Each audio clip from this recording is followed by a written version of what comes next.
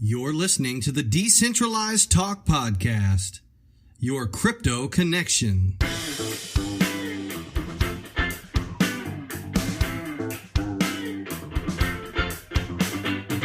Decentralized Talk.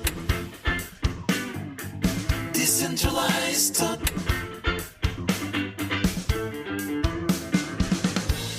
All right, guys. Welcome to another outstanding episode of the Decentralized Talk podcast, the best crypto podcast for insights while you drive to work or mow the grass. This is where you're typically listening to these podcasts at, and we know it. Unless you have waterproof headphones and you're surfing.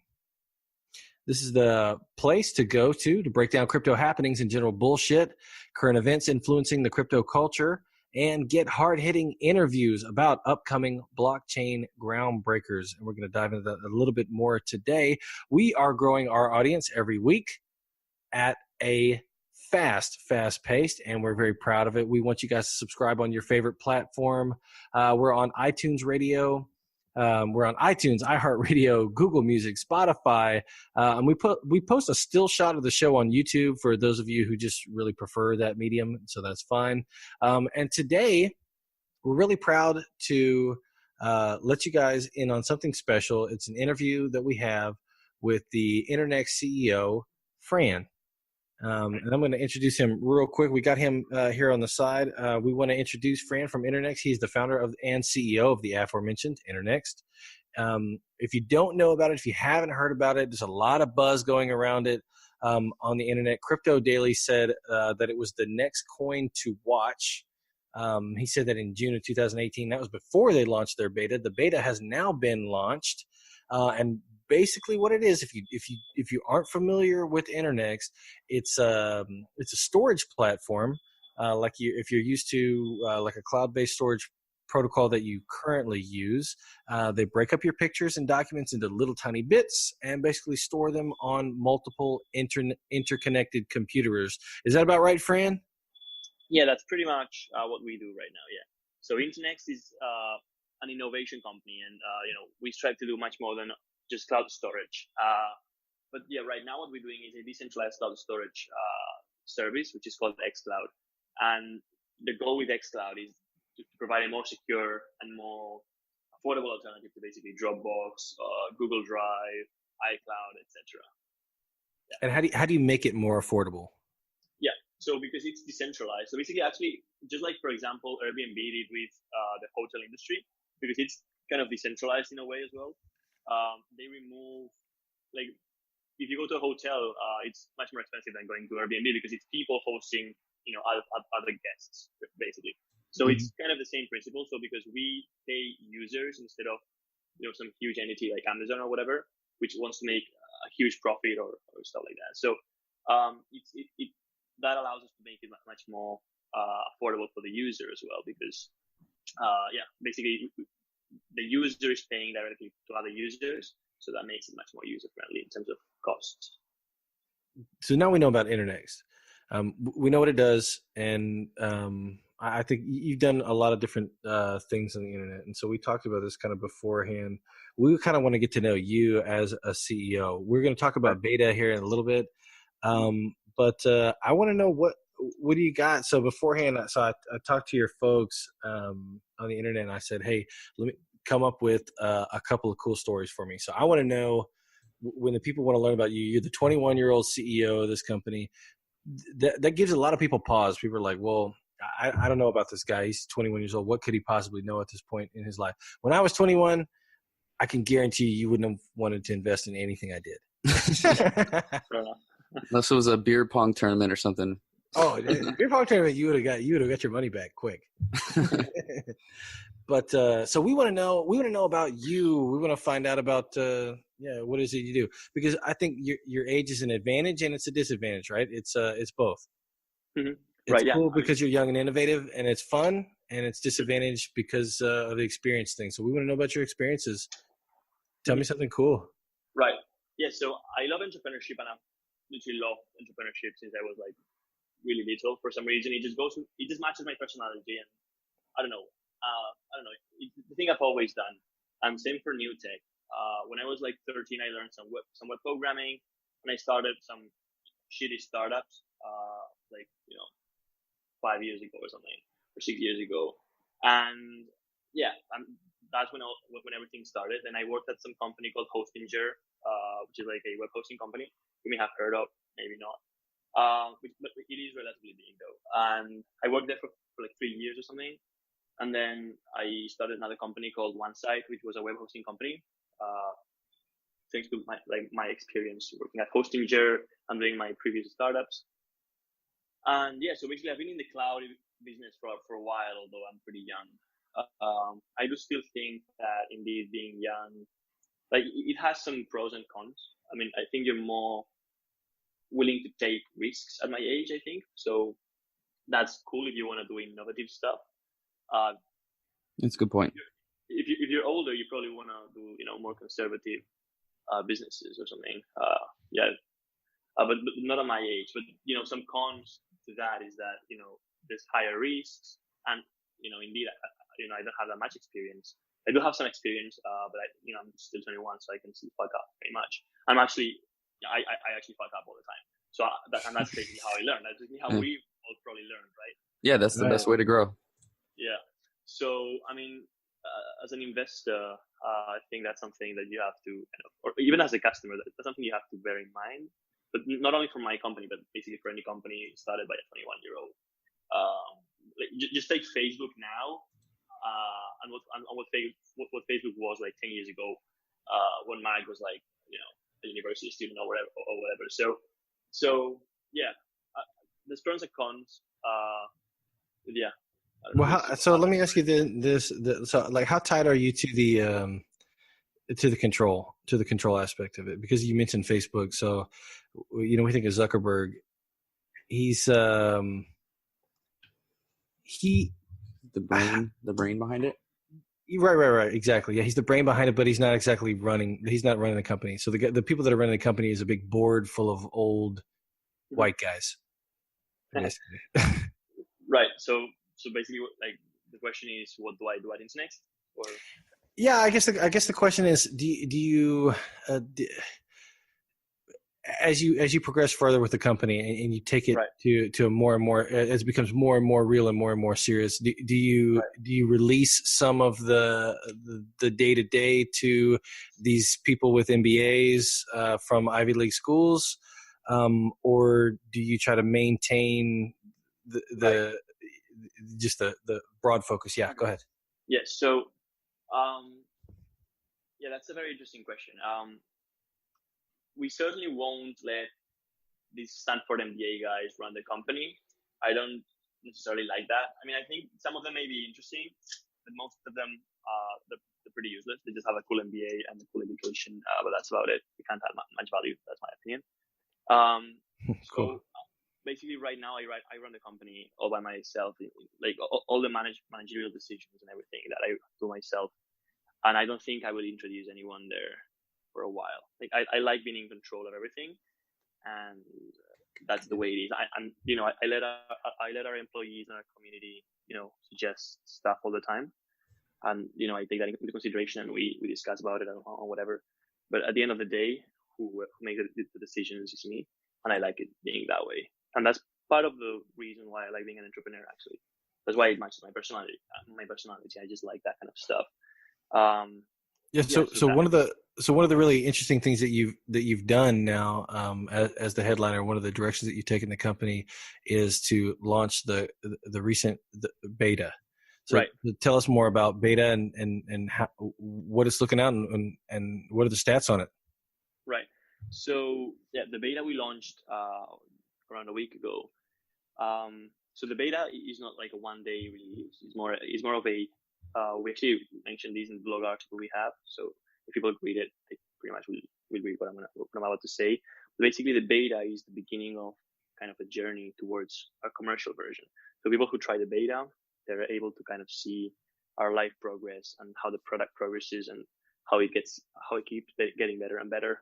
And throughout that period of time, we expect more startups and more customers to kind of join the product, because right now we've got our free plan available only, which is like 10 gigabytes for free.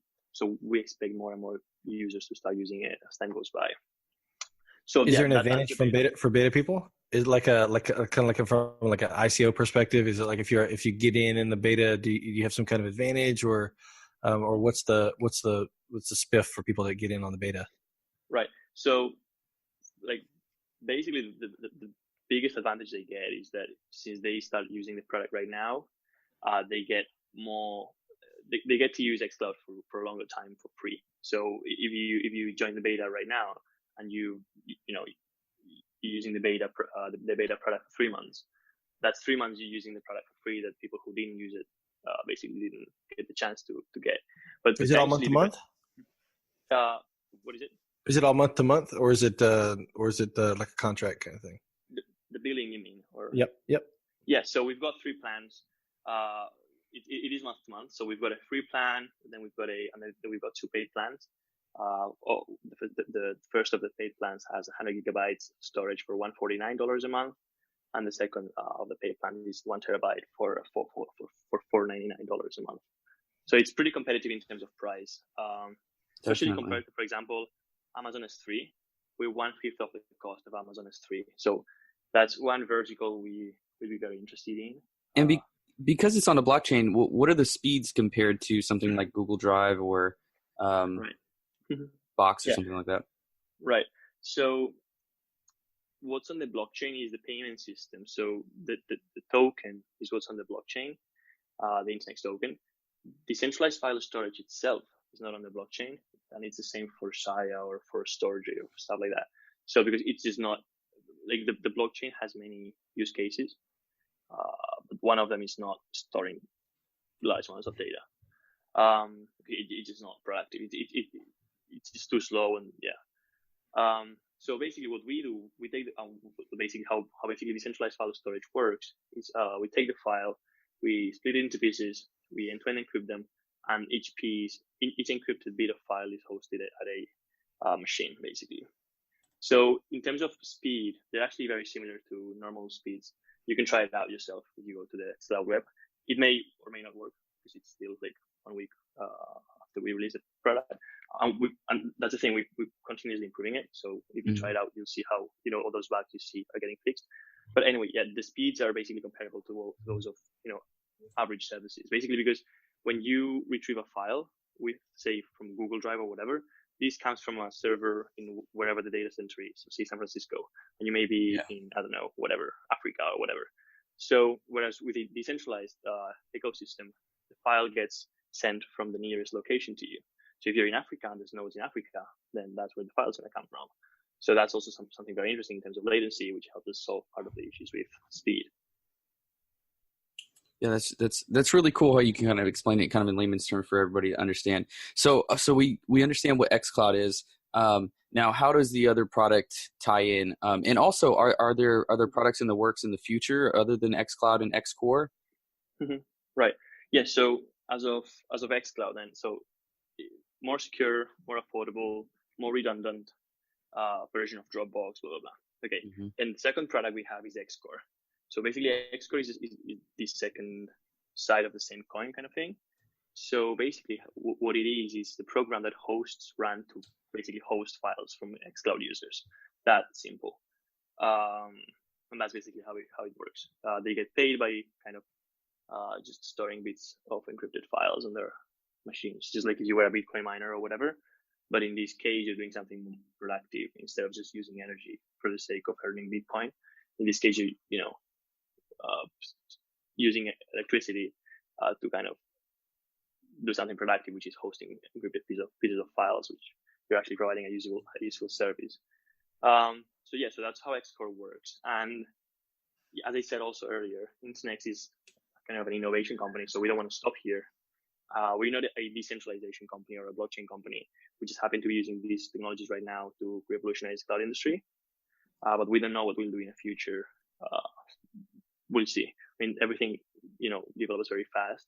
So perhaps in a year or two, when we start a second service, if everything goes well, we'll see what's hot at that moment, what's trending, and we'll try to be early there as well. Awesome. So in theory, if could you use XCore to use your physical hard drive space, and then use that profits that you get from renting out your physical hard drive space to pay for your XCloud monthly fee. Yeah, that's right. Mm-hmm. That's awesome. Yeah. They work together like that. That's perfect. Mm-hmm. Yeah, you can do that if you want to. Yeah. I mean, something else you could do, for example, if you have some people have a NAS server to like back up their data, or like to like have a local cloud sort of thing. Yeah, especially businesses and stuff. Yeah.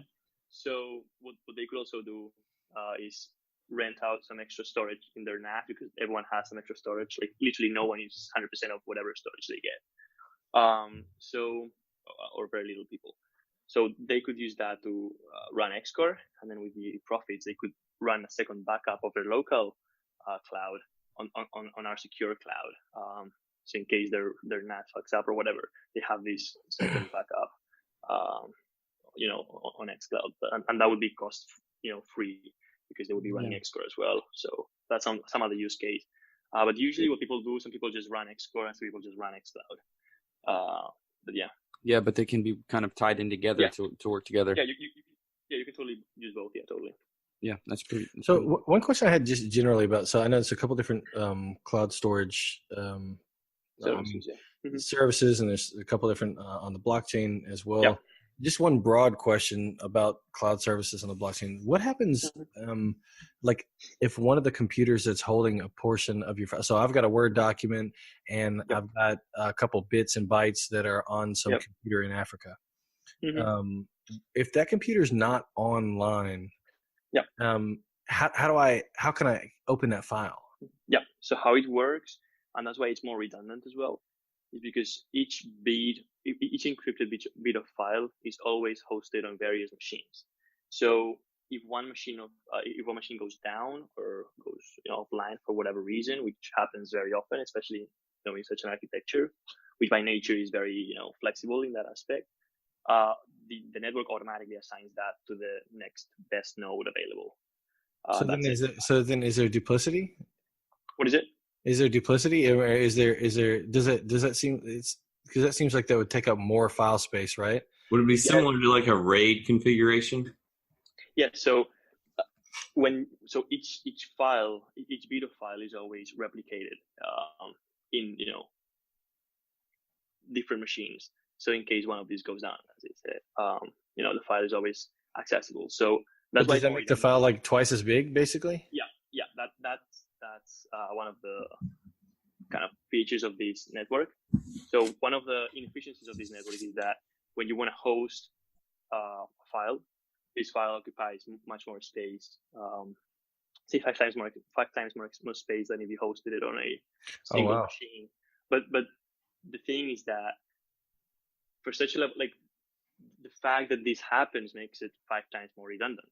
So if you wanted such a redundancy with Google Drive or whatever, Google would have to do the exact same thing. So hosting, they just have 5 sets of it, on 5 of the data centers or whatever. So basically, this is just a measure to make sure it's more redundant. We could just host a bit of a file, in one machine, but if this goes down, then we would have to put it in another machine, and there would be some downtime, some downtime, stuff like that. So not practical.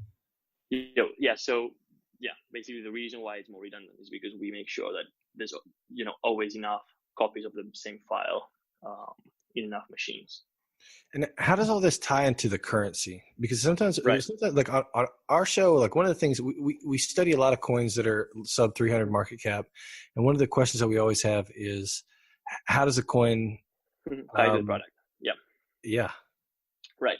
Yeah. So I think there's a lot of kind of useless projects in the crypto space, as you probably know, projects that don't make any sense at all, or the team kind of is not very bright. Yeah. Or not even present, or not even real sometimes. Yeah. Sometimes it's like fake LinkedIn accounts. Yeah. So that happens. That happened more often in the past when everything was very hyped up. Now the industry is more calm and more mature, and I think everything's going to start growing organically now. Now the products are being finished, etc. Yeah, sure. So token economics that makes sense are going to start growing, in my opinion. So I think that ICOs are a great way of raising funds as a kind of a seed round for startups, and especially in a mature industry in the mature token industry, I think it's something very interesting where scams don't happen as often, etc. So as for Internxt, how it works is when you pay for XCloud, you can either pay in dollars or in tokens at a discount.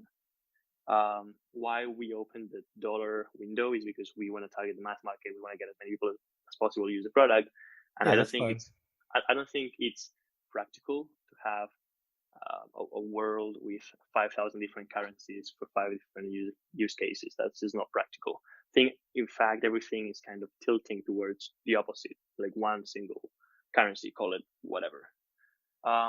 So, because, imagine you go to the supermarket, like to Target, and you have to pay with Target coins. You go to whatever, and you have to pay with what? That's just not practical, in my opinion. So what's interesting without an atomic swap. Yeah. So what's interesting is, in my opinion, and that's what we did at Internxt. We expect basically everyone to pay in dollars, or most of them. And what we do is in the background, we use those Bitcoin or those dollars or whatever they pay in to buy our tokens in the market. And then we pay hosts with those tokens. So it's virtually the same as if they were paying the tokens directly, but they don't have to, because it's, in my opinion, much better to pay in one widely used currency, which is the dollar or whatever, and not Internxt tokens. So that's cool. It works like an ESOP, like an employee stock option program. Basically, you're part of the network, and you get rewarded in these coins. That's cool. So basically, the more demand the product has, the more, in theory, the value of the coin should go up, because hosts are also incentivized to hold the token, because in the payout formula, one of the parameters that we measure is how many tokens they hold. So where do you come up with 629,610? How did I come up with that? Yes. His favorite number. No. Basically, I didn't come up with that. I mean, basically, we did this ICO. I did this ICO a year ago, or so, and basically with the funds I had from working at Hostinger and from selling my small web hosting startup, which was one side, I did this ICO. And basically, if you want to have a big ICO, my opinion, one of the biggest factors is how much money you have to for marketing, and especially back then, marketing was like getting quite expensive for crypto. It was before the bubble started, but it was quite expensive. So I didn't have that much funds to kind of do marketing for the ICO. That's why the price of the token went up so much. And it's actually there's some Excel sheet with like the performance of the coins after the ICO and stuff, like for all the currencies. And ours is one of the best because it just didn't sell that much because no one knew about it. And then as the people started knowing about it and testing the product, people started buying it. So so answering your question, I just didn't come up with a number. So basically, we just sold as many tokens as people bought. That's basically it, long story short. So how do you, so is there going to be a split in the future, or how do you, so, I mean, eventually, you would hope that the coin would get even, I mean, you'd have more users than 629,000. Yeah. So so there's two kind of questions I see that come up from that hypothesis. So basically the first question is, if some of our token holders say if the coin price goes up too much, then, people may not buy it because there's this psychological thing going on that is like, oh, this coin is 30 cents. It's so cheap. Let's buy it. This coin is $10,000. I'm not buying it because it's too expensive. It's overpriced. And it's just for new buys or whatever you call it, newbies, that have that kind of mindset. Sure. I don't really see that as a problem, to be honest. I mean, you just have to learn, and that's it. How markets work. First of all, you don't want those dipshits in your coin anyways, because if they're just buying to try to make $8 in profit or whatever, you don't want that. Yeah.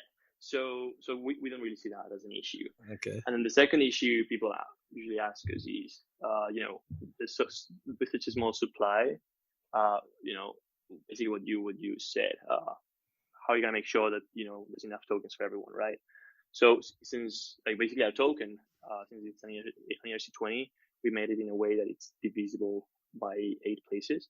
So you can always depending on the price of the coin, you can always send 0.1 Internxt or 0.01 or 0.01 or whatever. So that won't become an issue. So yeah.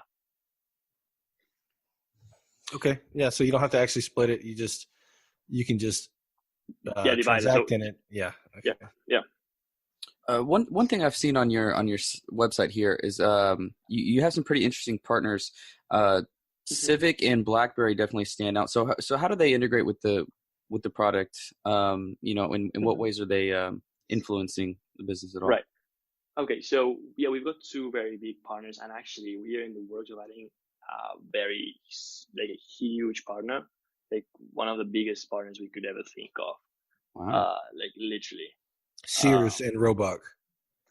What is it? Sears and Roebuck. No. I don't know what that is. You say Sears? Yeah, Sears. Oh, the department Craftsman tools. chainsaws. Yeah, chainsaw. No. Sears so hot right now. Fran, Sears is really big in America. Actually, No, I think- I don't know. They No, just- it was. No, they just It filed was bankruptcy. really big in Yeah, America, like 40 years ago. they just filed They're bankruptcy. doing terrible now. Yeah, no idea. Yeah, so no, we're actually in talks with some, I think one of the top 5 largest corporations there is in the world, and we may see some kind of strategic. Now, have you mentioned that before, or is this No, is this hot, no, fresh I news haven't. on Decentralized Talk? Yeah, I never mentioned it before because this actually just happened, I think yesterday or the day before. I mean, it didn't happen.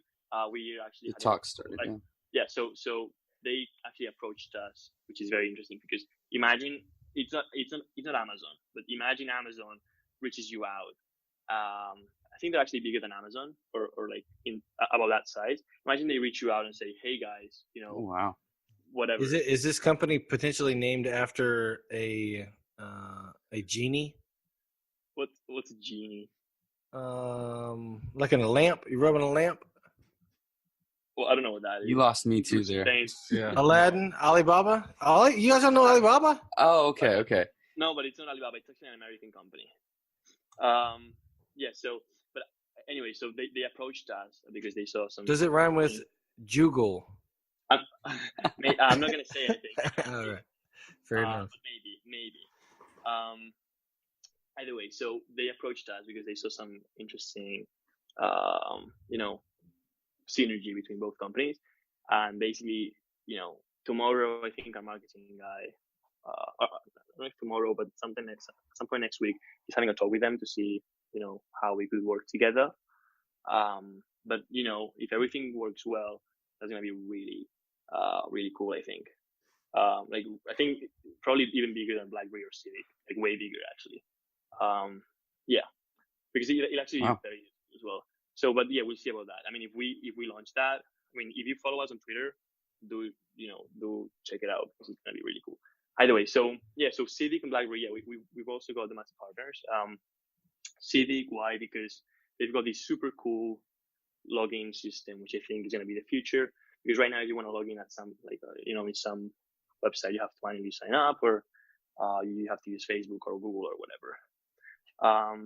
So that's not very, productive. That's not very efficient, I think, because, Facebook, I think, is going to disappear because it sucks. So these guys are focusing on a global sign-up system, which I think is really cool, and it's super secure. They don't access your data. They don't sell your data. Everything is KYC, whatever. I don't know what, yeah. But it's really cool. And we just use it because it's more secure, and I think it's the future. And that's the only way you can use XCloud. BlackBerry, they're a security company now. So basically, they have this program. They accept some companies, in that program, which is their partner program for enterprises. And they basically help you out with security. Mm-hmm. And yeah, with some, they basically share some of their knowledge with, startups that are in the ecosystem so that they can grow. And, they've also got great products for security, which we may use in our products, add-ons that may help them more secure, that may help them be more secure. So that's the two partnerships we have right now. Yeah, that's really neat too. Because I know for Civics, for example, because one thing that I was thinking of is what if somebody's using this service, but they're storing illegal information or some kind of kiddie porn or some kind, something bad that's super illegal. There has to be some kind of protection in place there. People aren't really going to be find out like how to get. Yeah. Personally, I need to know how do I store. He's trying to store that. No, so that's a very interesting debate, I think, from like a philosophical point of view, because if you sell shares or whatever, yeah, even shares, yeah, like what stops someone from using that chair to kill someone else, right? I mean, the chair company can only do so much to make sure that products are safe True. for like, to not do bad stuff. So it's more about the people and more about educating people to, make sure that this doesn't happen. Same with knives and same with whatever. So same with XCloud. So end-to-end encryption is out there, decentralization is out there, and people are just gonna use it for whatever they want, and that's not our call. We can make sure. I mean, we can put in place some measures to make sure that it's harder for these people to use this for that stuff. So if you're a knife company, you can sell some some sort of things to put on the knife so childs don't use it to kill each other or whatever. I don't know. But yeah, so basically Civic is part of that. So because they do this KYC and all that, so we know who our customers are. We don't know what they store. I mean, we actually don't. Civic does. So because if I'm a terrorist, for example, if I'm a terrorist, I want to make sure that no one knows who I am. I want to make sure I use a completely anonymous service. Yeah. Whereas if I'm a company or an individual, I want to make sure that my files are unknown and my information doesn't get sold. I don't care if the company knows who I am or what my name is. So we do identify users. We don't know what their information is. So that's something. A very, very good point. So we made that as a way to kind of make sure that terrorists and bad actors are, away from our service. So what do you do about something like, this is a hypothetical, so I'm throwing it at you, so feel free to just say, I don't know. But, right now, a big thing that's really hot in the news is 3D printed weapons. Yeah. What about it? If somebody could store a 3D, let's say hypothetically somebody stores a 3D printed AR-15 on your cloud service, and it's used in some kind of a Terrorist attack or something. Mass killing or something like that, school shooting or something like that. Mm-hmm. What is there any way to stop that? I mean, at this point, or because I totally get your point earlier, like because they could use anybody's storage for it. If they use yours, that doesn't make you culpable or something. I'm definitely not saying that, but how do we stop that, or what do we do? Okay, so the thing with this debate is that it's really super interesting. Like, I think it's extremely interesting. I've thought about it so much, and I think it's really complex as well. So, people are going to have different opinions, and the opinion I have is the one I thought it's the best opinion I could have at this point. Maybe, in a month from now, I come up with something else and say, okay. Yeah, and what I've seen so far is you're a very philosophical guy, so I'm interested. Yeah, so basically, the question you said, like the question you asked, you could also ask the guys who sell the 3D printing machine, because you're actually printing the machine. Yeah, you're actually printing the gun on that printer, right? So that same question could be asked to those guys as well. But yeah, about us, we can't really do much. If this guy doesn't care about being identified in our cloud platform, which is something that is not very likely because there's other end-to-end encrypted, super secure cloud services that are completely anonymous. Probably in this, if you access this onion thing, the deep web, you can have all these kind of shady stuff that you can use. They're probably more anonymous and run by people who don't give a fuck about anything. So if I'm that kind of guy, I'm probably just gonna use that. But if in the event that you use XCloud, which is not meant for that purpose, we can't really do much. Just like the 3D printing company can't really do much. Or just like the knife company can't avoid people from using knives to kill other guys. So I think the core of this problem is more on education and just progressing as society, not on what is this thing useful. Can you scan for that kind of stuff, even though it's decentralized? Nope. There's no way. Yeah. Nope. We just don't have access to the private key. So files are end-to-end encrypted, so only you can decrypt them when you log in with Civic. So you place this is actually something much more like super interesting as well, because when you want to log into your thing, to your XCloud, you have to use your phone. So it's a default two-step authentication we have in place. Whereas if you use DropBox or whatever, and you leave your laptop unlocked or something, people just need your password, or if you've saved your session, if you've got your laptop open, people can just access Dropbox. Whereas in ours, by default, you've got this two-step authentication feature, and you need your phone as well as your laptop to access your service, your XCloud account. So it's something thought for security, which is very beautifully built, in my opinion. Super simple, super cheap, so anyone can use it. But we expect startups and businesses who store large amounts of confidential information to be those who use it the most. Also, crypto people and privacy guys who love Edward Snowden and stuff like that. We also expect those people to use it. So that's the main vertical we're targeting. You say you do or you don't? I do what? You expect Snowden to use it or you don't? No, so basically I expect businesses who store large amounts of confidential information and users who love privacy. Dude, that's who you need to pair up with. With WikiLeaks. Yeah, totally. Yeah, that's probably something very interesting. That would be interesting. Because Julian Assange, he's not the CEO anymore. He just stepped down. Yeah. So hopefully they'll let him out of that fucking building. Yeah, totally. Yeah, I mean, regardless of what happens, it is really interesting to have these conversations and think about as there's more decentralized applications and peer-to-peer applications, the ideologies that are going to merge, the different schools of thought of what can we do, how will the community decide on these things? Because if it's peer-to-peer, the community is going to be deciding, not some corporation or something. Corporation, yeah, totally, I agree. Really interesting to think about. It's a new kind of era for all this kind of stuff. It's going to be very exciting. And that's terrifying to me because it really is because It needs to be cuddled. Well, think about the whole American government system is built up on the idea that it's not a democracy, right? It's a republic, right? Yeah. It's a constitutional republic. So the whole point of that is that a democracy is too quick. So what happens is people get so fucking fired up about some idea and then they pull the trigger and then all of a sudden, like all your bathrooms are well, I'm not going to go into that, but I'm trying to find some controversial issue. But like, pink. Yeah, well, yeah, all your bathrooms are like men aren't allowed in them anymore because all men are sexual assaulters or something.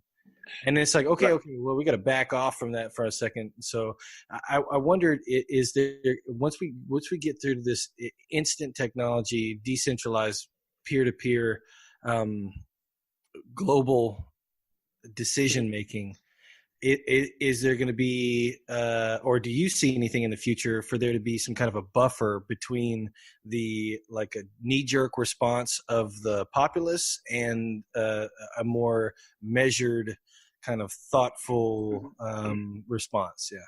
Right.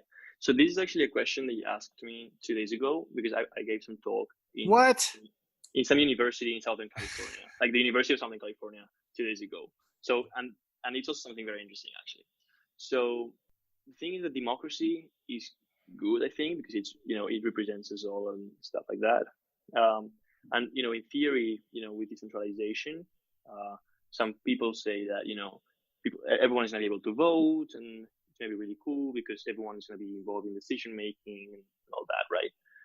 So that's cool, but it's also something very complex because you may be the first person to ever call democracy cool. No, I mean, a lot of things. No, decentralization as a kind of democratic movement. That's cool. Or it sounds cool. But again, it's something very complex because when you let people vote, when you let everyone vote, they fuck up. So it's proven. For example, the Brexit or Trump or not in my opinion, and again, this is super complex, but not everyone is smart enough or knowledgeable enough to vote on certain matters. But yeah, I think letting everyone vote on anything is probably not. Wait, so how would you implement that into your company? Like, do you, or could you even? Yeah, so I mean, you'd have to be basically a shareholder, or you'd have to reach some level of merits or something. Yeah. So that's why I like to run my company myself, because I can apply kind of my philosophy into what we do and what I think is right and what I think is wrong. So like a true entrepreneur there. So the shareholders are the one that make the decisions. So in this case, I'm the one who makes the decisions. Why? Because I think that if we we let our community make the decisions, we would basically be bankrupt by now. Because basically they're not prepared, or they're just not, willing to be ready for this kind of job. Because you can't ask the community to run a plane or something. So there's certain things people can do and certain things people can't do. And that's why I think decentralization is also very interesting, but it needs to be applied. It needs to be well applied. So you can just say decentralize everything, whatever, because it's something very, very, delicate. So yeah. Yeah, I think it sounds good, and I kind of wish I could put my faith in the community at large, but I definitely hear what you're saying, that they can't always be trusted to make the right decisions, as history has proven. Yeah. Well, I think that makes sense for a business. For a business, I think that makes a lot of sense for a business. But that's why, so this is why I think this is gonna be the fundamental flaw of all this like P2P stuff, is because like putting for instance, like voting on a blockchain. Mm-hmm. That's awesome because everybody gets an opportunity to vote. But then, do you get yourself caught into a situation like this where if you have one individual head, like, so for instance, in America, we have the bicameral legislature, right? So we have the president, he's equal branch with the judiciary, he's equal branch with the bicameral legislature.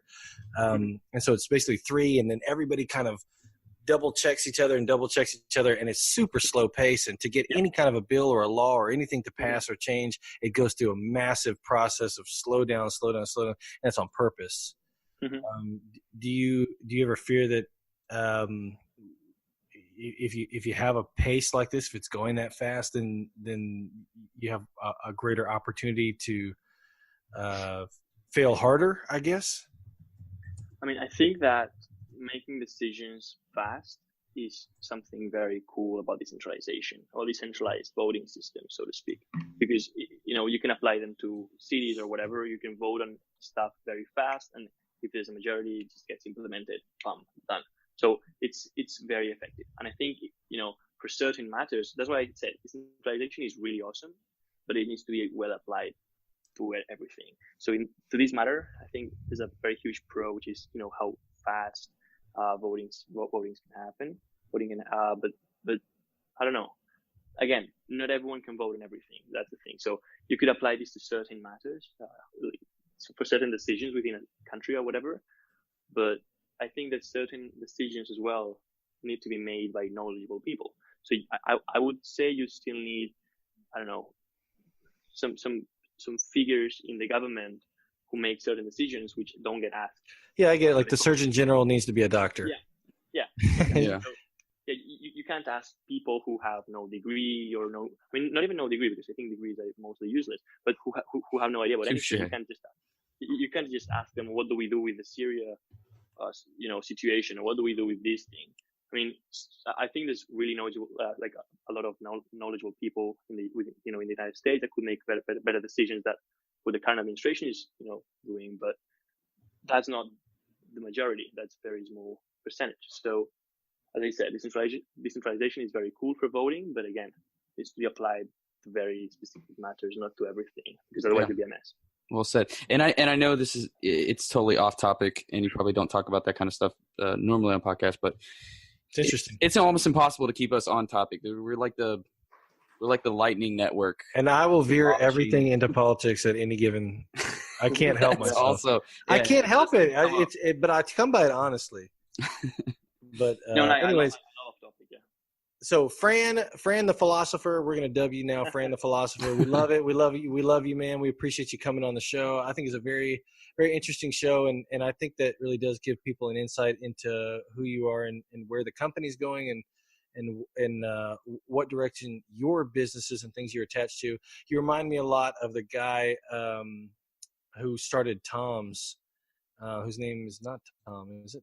The shoe company? I remember I heard. Yeah, the shoe company. He started before he was a real young guy, serial entrepreneur, and before he got started had a lot of failed, right, quote unquote failed, startup projects, and he learned just massive amounts from all these different failures. And you mentioned that you learned from failure, and so I'm excited about it. I think it's a cool project. Unfortunately, I lost all my money in the bubble. So. Oh, really? You did? He didn't have much to begin with. Don't feel too bad. But he means Zenfin. Yeah, Zenfin burned me pretty hard. So we appreciate you coming on, Fran the philosopher. Tell everybody out there how they can reach out to you, how they can get involved in the project, and where can they reach you on the internet. Yeah, so Internxt.com. It's spelled as INTERNXT.com. That's our website, and basically you can find everything there. We've got our links to Twitter, Medium, Telegram. You can try the beta as well. As we just said, 10 gigabytes for free with our XCloud, free plan, and then you can also earn money by running XCore already. So that's something very interesting. And how we are actually doing that, because if it's free, how the fuck do we pay XCore hosts with the ones covering those costs during the beta? Because we didn't want to make people pay for the beta because no one would. So we just we're running it for free, and we're the ones covering the costs. So that's basically how you can get involved in Internxt. All right, we love it, dude. Well, we appreciate you coming on the show, and we're going to follow up with you. We'd like to have you back on the show here in a couple of months and see how everything's going after the beta launch. It's good talking to you. Appreciate it. We See you, definitely Fran. stay in touch. See you around, guys. Good luck with the Thank project, buddy. See ya. Bye. All right, well, I think that about wraps things up for this episode of the D. We want to thank Fran for coming on the show. Make sure you check out Internxt at internxt.com. Make sure to like and subscribe on any streaming platform you use. We're on Spreaker, YouTube, iTunes, iHeartRadio, Spotify, Google Play Music, MusicCoin. I'm forgetting something, but we're everywhere. Needless to say. Send us a comment if you want us to interview somebody. Got any questions? Just want to tell us we're great or that we suck. Send us an email. Let us hear from you guys. Thanks for tuning in. We'll see you next week. As always, stay decent, cryptos.